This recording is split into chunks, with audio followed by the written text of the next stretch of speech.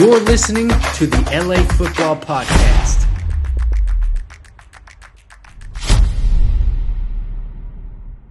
Hey, what's going on? Los Angeles, welcome back to the LA Football Show here on the LA Football Network. We are live on the Mightier 1090 ESPN Radio. Thank you all for tuning in and making us a part of your day, whether you're commuting, sitting at home, out and about with us on podcasts, watching us on YouTube. We certainly appreciate it. This is your RamsHouse, Los Angeles Rams edition of the LA Football Show as we get into what is going on with this team in terms of roster construction.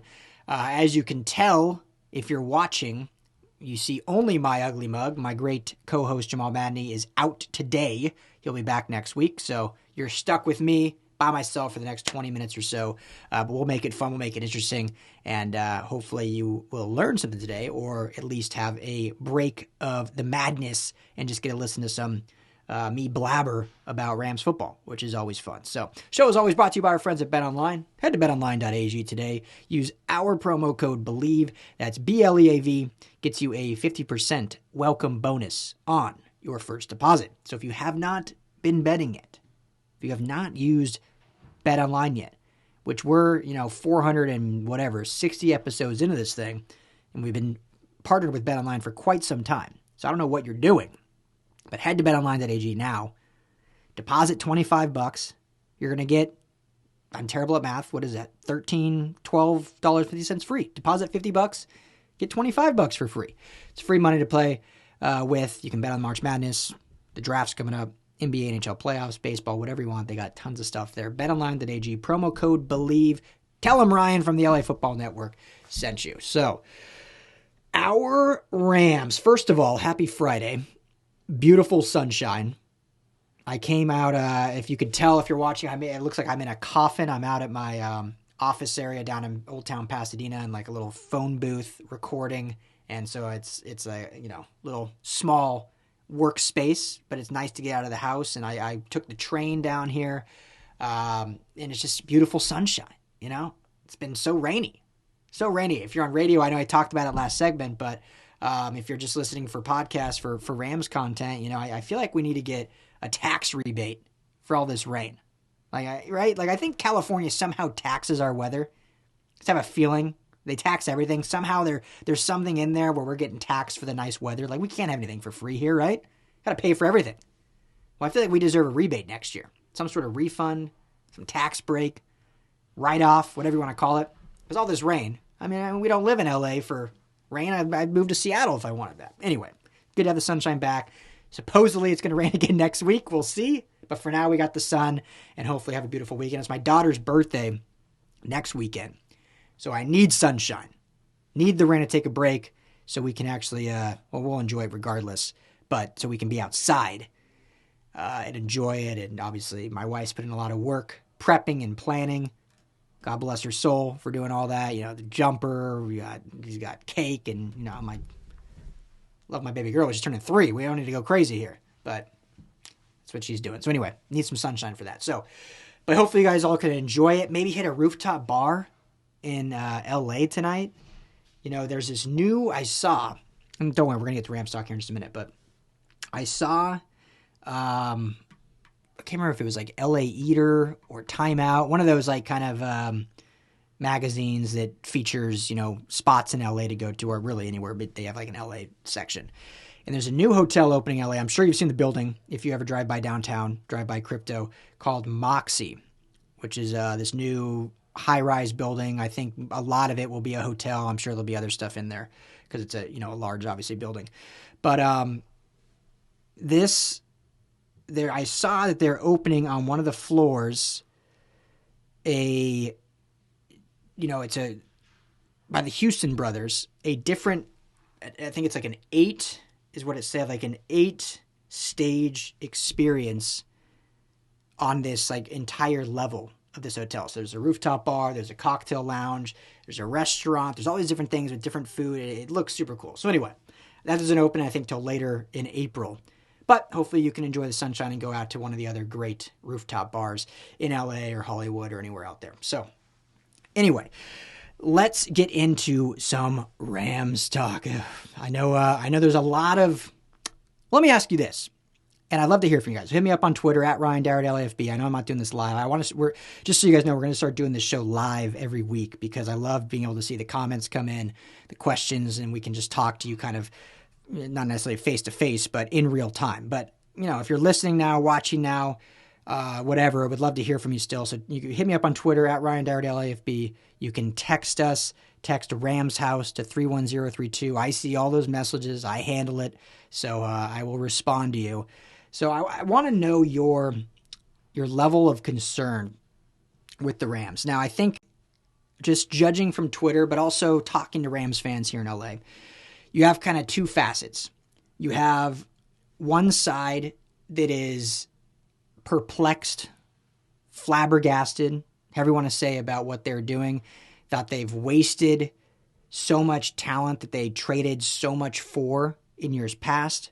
Yes, got a ring out of it, but it's hard to see what the point of this season is and how little of return they've gotten for what they've spent so much on, i.e. Jalen Ramsey trade for a third and tight end, i.e. Wagner cut, Leonard Floyd cut, Allen Robinson seemingly to be cut here soon.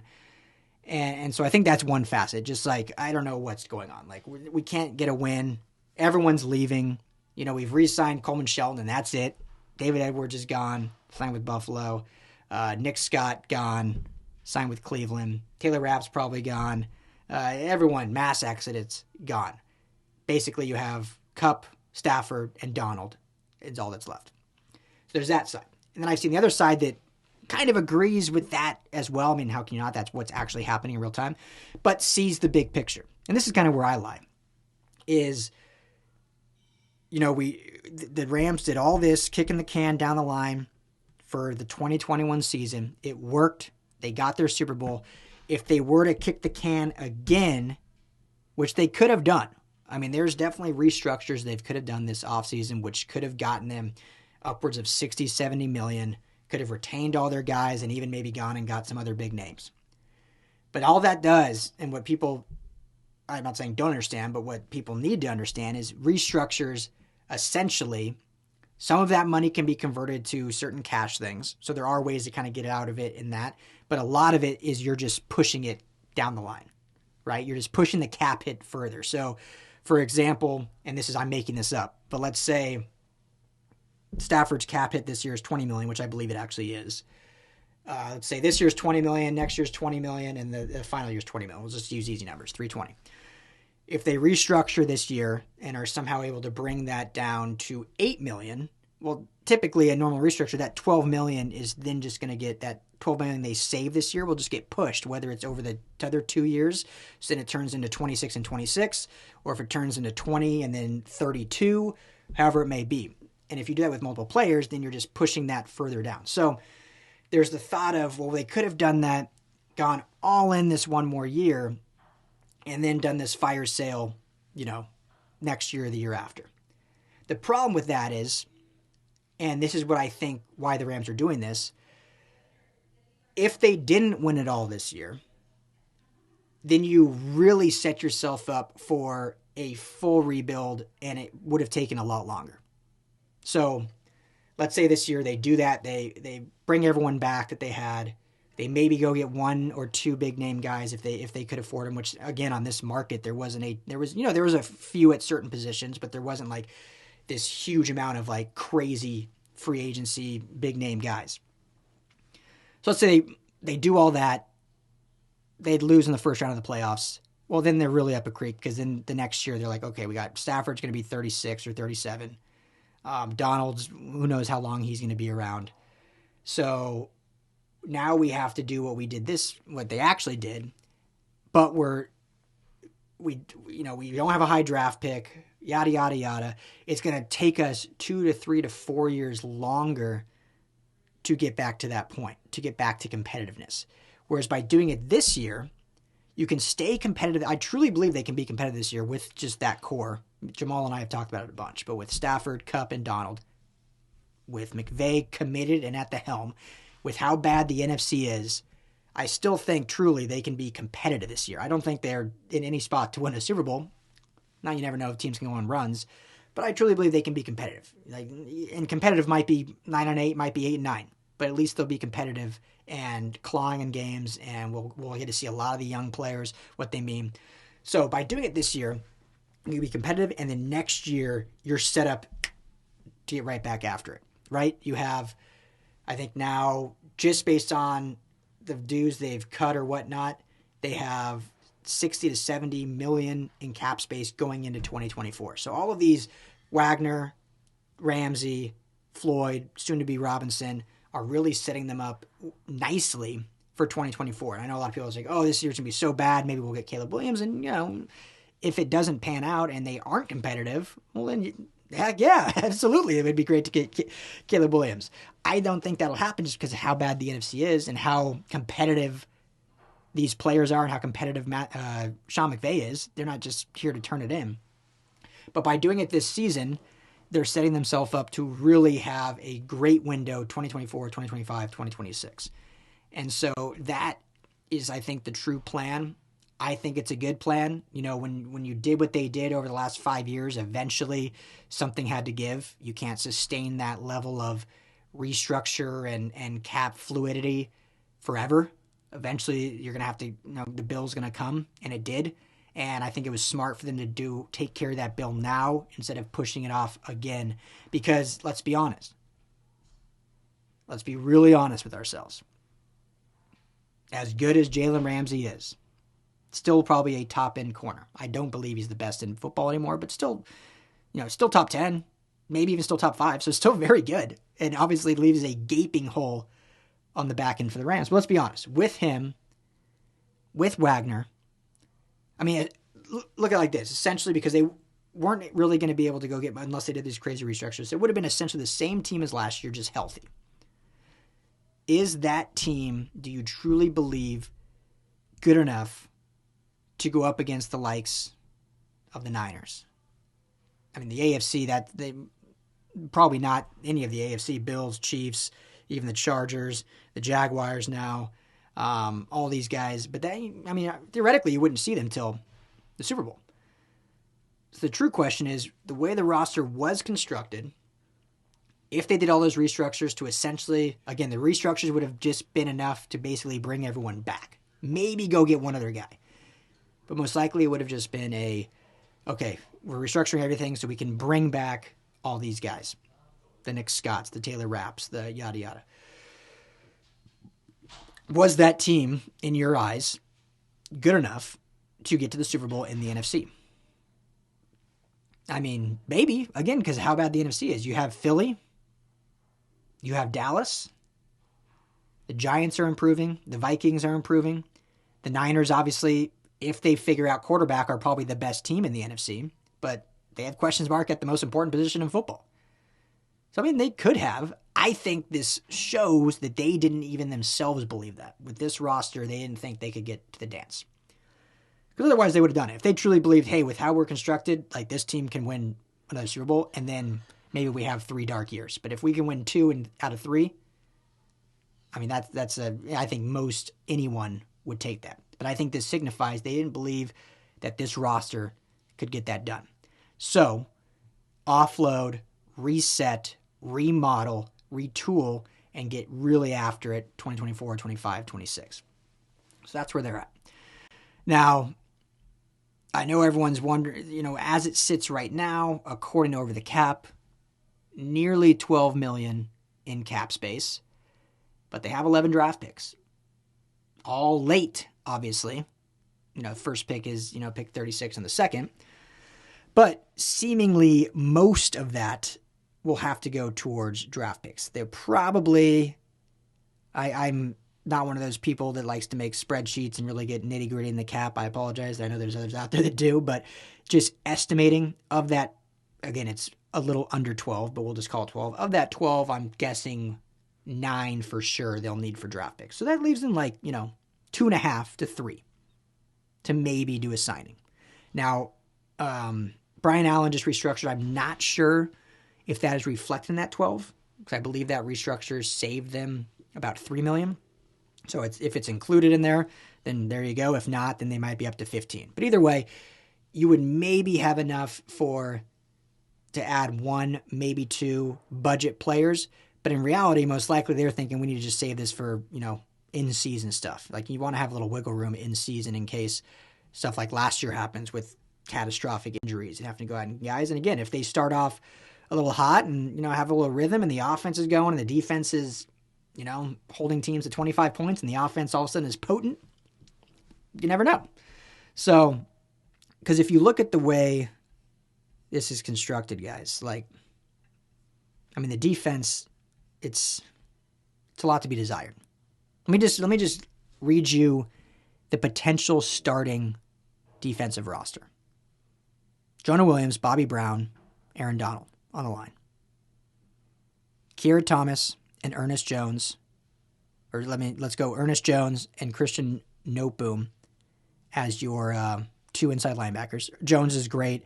Noteboom shows some flash, in camp and preseason, but, as your day one 53-man roster starter, not ideal. As your edge guys, I would probably put Hardy above Keir Thomas, but either Hardy or Thomas, and Michael Hoekt, who they just re-signed, but is not a true pure edge guy as we saw last year. And in your secondary, you have Robert Rochelle and Kobe Durant, and your safeties are Fuller with the likes of either Russ East or Quentin Lake. Lot of work to do there, but the one positive, if I can spin it positive at all, is that is a lot of youth. And so if there is a year to see what they have in order to build for 24, 25, and 26, these guys are all going to get a lot of playing time. We've been wanting to see Quentin Lake. Unfortunately, was hurt last year. Russ East is going to get thrown in the fire. Kobe Durant is going to get a lot of playing time, obviously.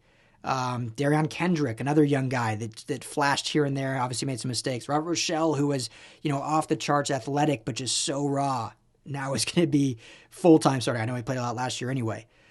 Daniel Hardy, who was an athletic freak, injured last year. Well, now this year we're going to see kind of what his chops are made of as he's going to get a lot of playing time. So, outside of Aaron Donald and Ernest Jones and Jordan Fuller, it's a lot of unknown youth and not a lot of experience. So 11 draft picks, probably go heavy on defense, but obviously that doesn't add to the experience or veteranness on that side of the ball. So Raheem Morris may have, I think I saw someone say, well, if Raheem Morris didn't get a head coaching job last year, he certainly won't this year because of how bad the defense will be. Or, if we're going to play the other side of that coin, this has the potential to be Raheem Morris's best work. Like, if he can get this defense performing at even a top 25 level, if this defense can be 23rd, 24th in the NFL in terms of overall points given up, yards, whatever you want to statistically compare it to, that may be his overall best piece of work since he's been coaching in the NFL. When you just look at the youth and talent on this roster. So it's going to be really interesting to see, because again, I don't know if they're going to be adding anyone in free agency. There's just not really the room, and if they want to have any sort of wiggle room come season start, they need to save everything they have, basically. So I don't know if they're going to be adding anyone. Now, on the offensive side, Stafford, you got your Cam Akers and Kyron Williams, you got Kupp, Benny Skro, Tutu, Van Jefferson, McCutcheon, currently still Allen Robinson, although I can't see him being back start of the season. Higbee and Hopkins and Hunter Long, who I think is actually going to be very, I don't want to say a star or potent, but I think he's going to surprise some people. I think he was one of those throw-in guys that the Rams probably saw, kind of one of those from draft day, like, and I want David Putney, like just a throw-in, but in reality, it's like it could be a very valuable asset to your team. I think Hunter Long might flash some things. Did some good things in college. And then your offensive line, I think it's going to be Alaric Jackson at left, Noteboom at guard, Allen, and then you have Shelton or Bruss. Shelton will probably start, so Bruss can battle with Noteboom or whatnot, and then you have Havenstein as your one staple on the line at right tackle. And Coleman Shelton obviously gives you that versatility as well. So offensive line-wise, again, it's not like dynamic or anything to write home about, but if healthy, it's a decent unit. You get Wendell in here to bring his coaching brass. You use another pick or two on the offensive line to add some depth. Truman Ankrum obviously is a depth piece there. So offensively, this team is going to be better than they were last year. I mean, this team is not going to be as injured as it was last year. There's just no way. And so offensively, with McVay dialed in, with the guys they have returning, it is going to be a much better unit. The defense is going to be a worse unit, but it can still be a competitive unit, in my opinion. So we shall see. We're about a month from the draft, so we'll probably turn a lot of this Rams chat into more draft talk over the next month just because, I mean, they're not signing anyone in free agency, so we can probably move past that. So now it's time to look at the draft and what they're going to do with these 11 draft picks. So keep it right here. Thank you for listening to me by myself for 20 minutes rant about the Rams. But I'm excited to see. This is an exciting offseason because it looks so different than what we've seen this team be in before. So I'm Ryan Darrell. This is the LA Football Show. Make sure to like and subscribe wherever you listen to podcasts, on YouTube at Rams LAFB or on LAFBnetwork.com. Everyone be well, be safe, have a great weekend. Talk to you all next week.